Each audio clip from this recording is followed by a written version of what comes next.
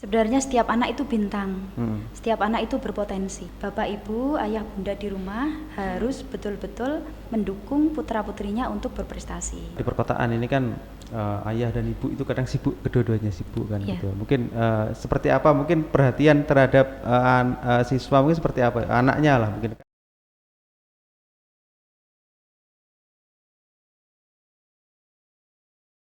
Assalamualaikum warahmatullahi wabarakatuh. Sahabat Radio Bojonegoro, jumpa lagi di podcastnya Jawab Pos Radio Bojonegoro. Sebuah program yang akan membahas topik-topik yang menarik dan tentunya menginspirasi kalian semua ya.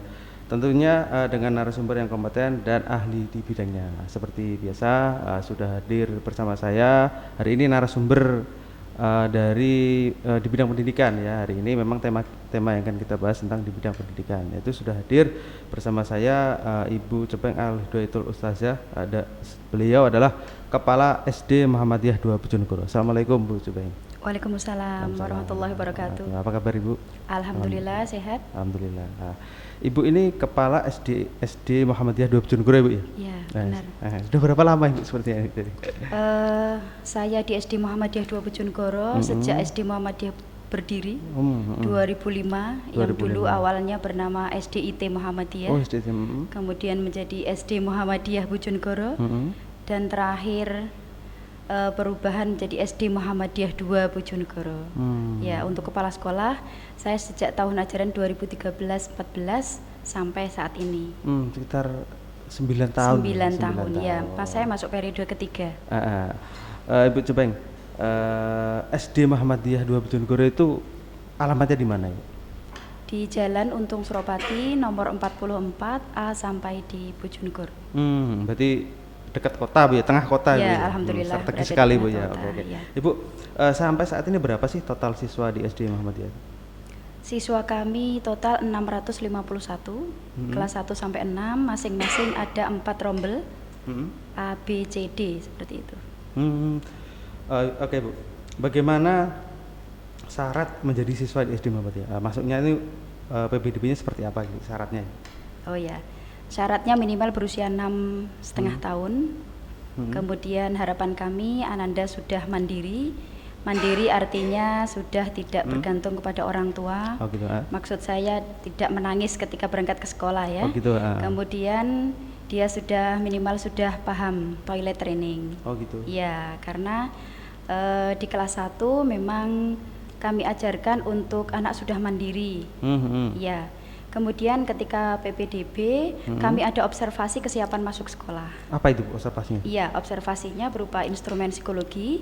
Kami bekerja sama dengan Rumah Bahagia Psikologi Center Bojonegoro. Oh, apa aja Bu yang mungkin persiapan mungkin kalau ada mungkin wali murid atau anak-anak yang masih TK mau masuk ke SD Muhammadiyah itu apa aja yang perlu dipersiapkan? Oh iya, sebenarnya tidak sulit ya, karena ini harus kita lakukan sejak kita merencanakan memiliki putra. Oh gitu. Iya. Sejak dalam kandungan atau betul. mungkin iya betul kecil. sekali. Jadi sejak merencanakan untuk memiliki anak atau putra, kita harus mempersiapkan sebaik mungkin bagaimana kondisi anak-anak kita pendidikan di rumah. Jadi mulai usia ibu mengandung mungkin ya sudah di pembiasaan baik. Kemudian ketika bayi juga pembiasaan baik. Ketika seumur 1,5 tahun mungkin bisa dibiasakan untuk kegiatan-kegiatan kemandirian yang sesuai dengan usianya tentunya ya, sesuai dengan usianya. Contohnya 1,5 tahun kan anak rata-rata sudah bisa bicara. Meskipun anak kecil itu tidak bisa bicara, tapi dia paham apa yang kita bicarakan. Contoh ketika harus mengucapkan bismillah, ketika mau melakukan sesuatu, alhamdulillah ketika selesai. Kemudian ketika makan harus baca doa, menggunakan tangan kanan dengan duduk. Bagaimana cara berbicara kepada orang tua, kemudian mengembalikan sesuatu. Contoh setelah minum gelas dikembalikan kemana, seperti itu. Meletakkan sepatu, hal-hal yang sederhana yang dilakukan anak tetapi melatih kemandirian.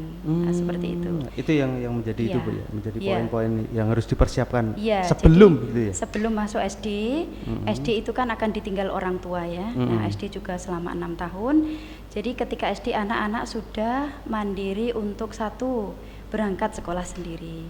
Kemudian ketika orang tua dipamiti tidak nangis ya, dia sudah akan mengenal dengan teman baru.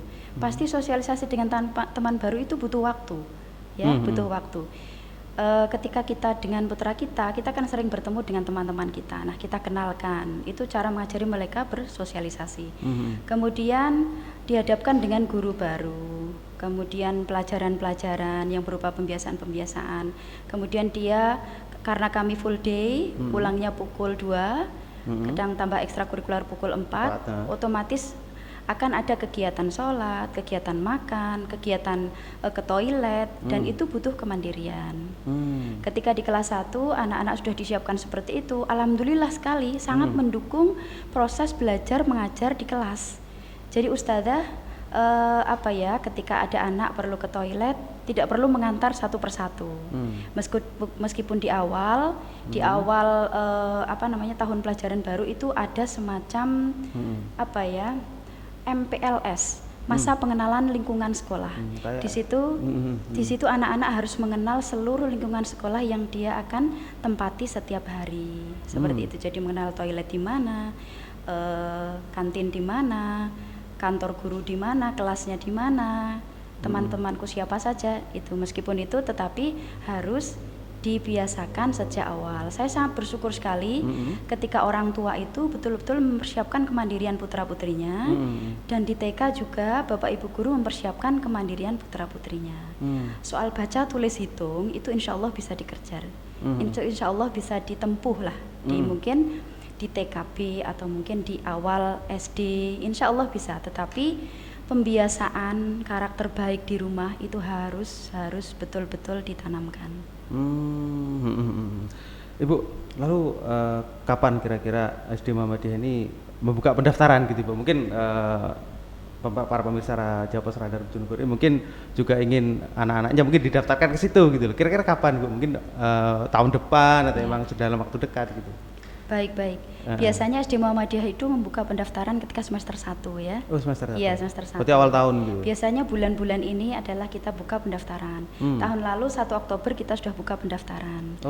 Insya Allah ini bulan November akan kita buka pendaftaran. Tapi Mas perlu diketahui Bapak Ibu di rumah, sampai saat ini yang inden untuk tahun 2023, 2024 sudah mencapai 76 calon siswa. Oh, itu yang inden aja, Bu? Ya, inden. Kuotanya berapa, Ibu? Kuotanya 112, 28 siswa, 4 kelas. 28 siswa per kelasnya, Bu, ya? Per kelas 28 siswa, kelas, gitu ya? terdiri dari 4 kelas. Ya, saat ini sudah mencapai 76 yang inden. Inden kami online, jadi mau inden kapan saja, 10 tahun ke depan sudah kami siapkan. Oh iya. Oh, 10 tahun ke depan? Belum hamil sih sudah? Mau merencanakan pernikahan gitu ya? Mungkin sudah inden ya, gitu. Inden nama bapak dan ibunya mungkin gitu. Seperti itu. Jadi itu untuk PPDB mohon ditunggu dulu Bapak Ibu di rumah, mohon ditunggu dulu karena kami bersama Majelis Dikdasmen akan mempersiapkan sebuah program baru di SD Muhammadiyah 2 Bojonegoro, tentunya untuk kami melayani masyarakat Bojonegoro ya, kebutuhan masyarakat Bojonegoro. Ditunggu saja karena ini masih proses. Program baru? Iya, program baru. Oh gitu. Jadi kalau di SD Muhammadiyah 2 kampus 1 Jalan Untung Suropati itu ada full day, berangkat pukul 6.50 pulang pukul 14, ditambah ekstra pukul 16. Nanti kami memiliki program baru di kampus 2. Kampus 2 itu letaknya di Desa Sumotikaran. Oh gitu. Iya, kami sudah membebaskan lahan seluas 1,5 hektar di sana. Kami bersama Majelis Dikdasmen merencanakan program baru untuk di sana. Ditunggu saja. Semoga nanti segera selesai dan bisa dikabarkan kepada seluruh masyarakat Bojonegoro dan sekitarnya. Ibu, SD Muhammadiyah ini dikenal dengan banyak prestasinya gitu ya. Apa aja sih Bu program-program di SD Muhammadiyah itu? Alhamdulillah di kesiswaan kami usahakan untuk melayani seluruh kegiatan siswa, mulai dari ekstra sampai intra ya. Kemudian di pembelajaran kami menggunakan kurikulum kelas 1 dan 4 kurikulum Merdeka, kelas 2, 3, 5, 6 masih menggunakan kurikulum 2013 masih ya. Kita menggunakan program full day yaitu pukul 6.50 sudah berangkat ya, sudah mulai pembelajaran, kemudian ada pembiasaan 20 menit sampai pukul 7:10, dilanjutkan kegiatan kurikulum pemerintah dan juga kurikulum Al-Islam Kemuhammadiyahan, ditambah itu, ditambah lagi ekstrakurikuler. Ekstrakurikuler kami melayani ekstra sebanyak tahun ini lebih banyak dari tahun lalu. Ekstrakurikuler kami mencapai 25. Kiat-kiat apa aja Bu tadi yang mungkin bisa dibagikan kepada para pemirsa gitu Bu, yang mungkin bisa para siswanya, anak-anaknya bisa berprestasi Bu? Ya, baik. Sebenarnya setiap anak itu bintang, setiap anak itu berpotensi. Ya, setiap anak berpotensi. Orang tua menyekolahkan putra-putrinya di sekolah, belajar di sekolah itu adalah salah satu cara mereka untuk membuat anak itu semakin bisa menggali potensinya. Nah, yang pertama kali yang harus diperlukan untuk mendukung anak itu berprestasi adalah dukungan orang tua. Dukungan orang tua. Jadi bapak ibu, ayah bunda di rumah harus betul-betul mendukung putra putrinya untuk berprestasi. Setiap anak itu memiliki bakat, setiap anak itu memiliki potensi yang berbeda-beda. Dari intelektualnya, dari fisiknya itu sangat mungkin sekali. Ya. Jadi anak memiliki badan yang sehat, tubuh yang kuat, seperti itu juga punya potensi. Anak bisa berbicara, berpendapat, kemudian berlogika, itu juga sebuah prestasi. Tinggal kita melanjutkan, memoles dia, belajar, berlatih, sehingga anak-anak betul-betul bisa berprestasi. Nah, di sekolah kami ada klub prestasi. Ya, ada klub prestasi yang diberikan layanan untuk anak-anak kelas 1 sampai kelas 5. Jadi klub prestasi itu kami contoh pidato. Contoh ini ada beberapa klub prestasi. Contoh pidato. Jadi sekolah memberikan sebuah tes. Nah, bedanya kalau ekstrakurikuler tadi anak bebas memilih ya mana saja. Tetapi kalau klub prestasi, anak-anak ini mengikuti pemetaan dulu. Dia betul-betul berpotensi atau tidak di bidang pidato bahasa Indonesia, contoh ya. Kemudian ada tesnya, ada pemetaannya. Dari sekian pendaftar, contoh ada 50-an pendaftar gitu, dites yang paling mungkin mengikuti, umumnya kelas maksimal adalah 15 anak. 15 anak itu yang akan kita bimbing selama 1 tahun. Ya, kemudian mereka itu akan wajib mengikuti lomba-lomba yang diadakan oleh dinas maupun swasta terkait dengan apa yang dia di bidang itu ikuti tadi, bidang pidato. Jadi klub prestasi yang ada di bidang pidato berarti harus mengikuti lomba-lomba baik negeri atau baik dinas maupun swasta yang diadakan di Bojonegoro dan sekitarnya. Wajib ikut, entah nanti juara atau tidak itu nomor sekian ya, tetapi mereka paling tidak harus mencoba tampil di depan umum, berkompetisi dengan teman-teman yang lain, sehingga dia sudah punya jam terbang lah ya, seperti punya jam terbang, sehingga suatu saat kalau dia ingin dia kok mendapat juara, itu memang dia sudah berlatih sekian lama, seperti itu. Ibu kembali lagi ke dukungan orang tua tadi. Ya. Orang tua itu harus mendukung seperti apa Ibu? Mungkin sekolah sudah mempersiapkan klub juara, lalu orang tua nanti seperti apa? Apa juga harus menyewa pelatih lagi begitu? Oh ya, itu tergantung orang tua ya Mas ya. Gitu, jadi itu tergantung orang tua. Jikalau diperlukan untuk anak itu menambah jam berlatih dan energinya cukup, itu tidak masalah. Ya tidak masalah. Yang penting orang tua tidak memaksakan kehendaknya kepada putra-putrinya.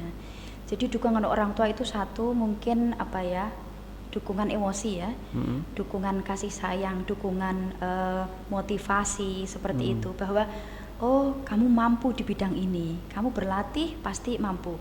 Dengan perkataan, dengan tindakan orang tua itu anak merasa termotivasi. Yang kedua tentunya dukungan imateri ya mungkin. Bukan materi tapi imateri, materi ya. Yaitu berupa mungkin biaya pendidikan, pelatihan. Contoh ketika robotik ya, contoh ada kegiatan ekstrakurikuler robotik, ketika ada lomba itu biayanya memang tidak sedikit, bahkan jutaan itu untuk membeli alat-alatnya. Kemudian seandainya bertanding sampai ke luar negeri, butuh biaya akomodasi, perjalanan dan lain-lain, dan alat-alat robotnya itu juga lumayan. Nah seperti itu. jika orang tua mendukung materi dan imateri itu sangat luar biasa.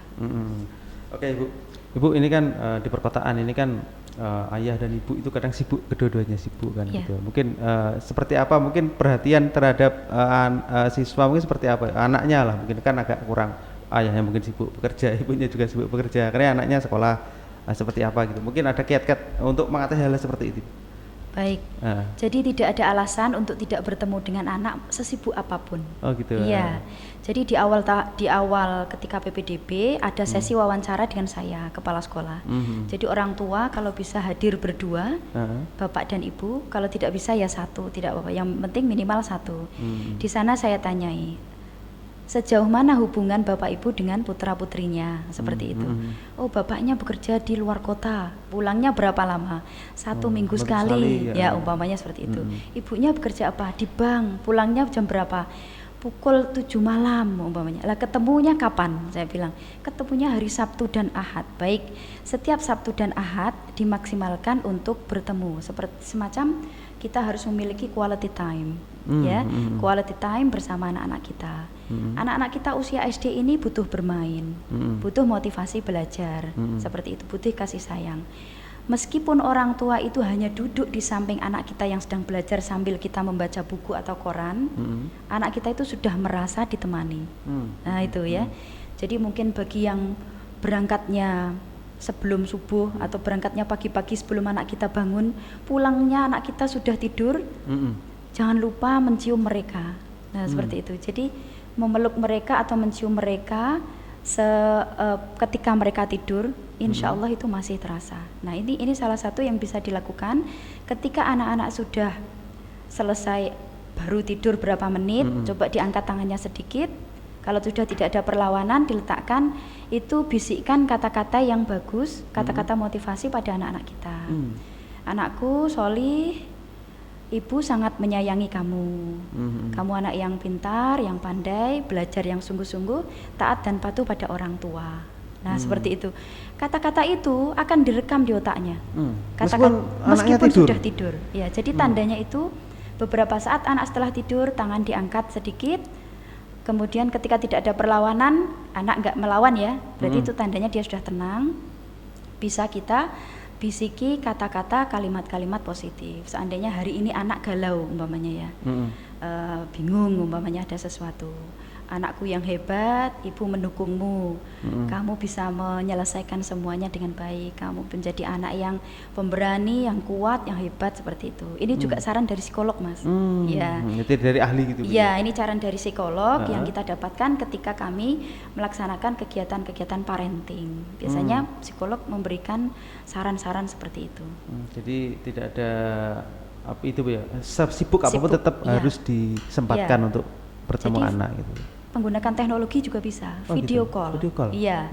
Contoh waktu istirahat isoma banyak atau makan atau maghrib, menjelang maghrib biasanya, itu biasanya orang tua yang ayahnya atau ibunya di luar kota video call, meskipun beberapa saat hanya menanyai bagaimana sekolahmu tadi, seru, nah gitu aja, seru. Temanmu yang baru siapa, atau mau bercerita sesuatu, ayah dengarkan, umpamanya gitu. Jadi hanya sekian menit saja itu sudah menjaga kedekatan atau menjaga emosi kita sebagai orang tua dengan anak-anak kita.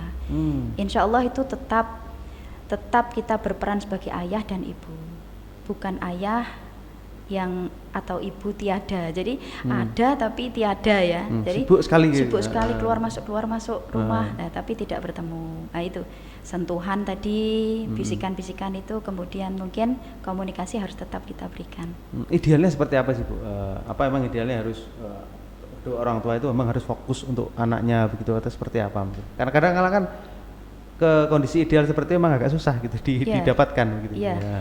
Tentunya betul ya. Jadi seperti putra saya itu sejak umur 3 tahun sampai umur 9 tahun itu tidak ada ayahnya. Maksudnya ayahnya bekerja di luar negeri. Bekerja di luar negeri. Jadi usia dia TK, masuk TK, kemudian sampai SD kelas 2 itu kan tidak ada ayahnya. Tetapi komunikasi kan tetap kita lakukan. Nah itu bisa mendukung pertumbuhan dan perkembangan anak kita. Jadi dia tetap pede. Tetap pede mestinya memiliki kedua orang tua. Kalau untuk kondisi ideal, baiknya usia 6 tahun usia SD ya, usia SD ini anak-anak harus mendapatkan betul-betul kasih sayang orang tua secara lengkap. Maksudnya secara lengkap itu secara penuh ya. Atau mohon maaf meskipun bapak atau ibunya tidak ada, tetapi ibunya itu memberikan kasih sayangnya penuh. Mengapa? Karena di kelas 1 SMP nanti dia sudah mulai hidup lebih mandiri, berbeda ya. Usia 0 sampai 7, 7 sampai 14 kan ada pendampingan seperti itu ya. Tetapi ketika sudah usia remaja SMP, gitu. Remaja, pasti dia lebih ingin lepas intens dengan teman-temannya kan, lebih dekat dengan teman-temannya. Nah, harapan kami Bapak Ibu bisa menemani putra-putrinya itu ketika usia SD seperti itu. Itu tadi sesibuk apapun bisa kita sempatkan meskipun sekian menit gitu ya. Sekarang sudah ada teknologi Ibu ya. Baik. Sudah lengkap. Oke, Ibu, kita kembali lagi ke program di SD Muhammadiyah. Ibu, SD Muhammadiyah 2 Bojonegoro. SD Muhammadiyah 1 itu di mana Ibu? Kok ini kok 2 gitu? Oh iya. Baik, di Muhammadiyah ini menghitungnya per kabupaten ya. Oh gitu. Jadi SD Muhammadiyah 1 ada di Telogo Agung, Kedung Adem. Oh gitu, jauh sekali Bu? Jauh. Jadi lahirnya duluan sana ya.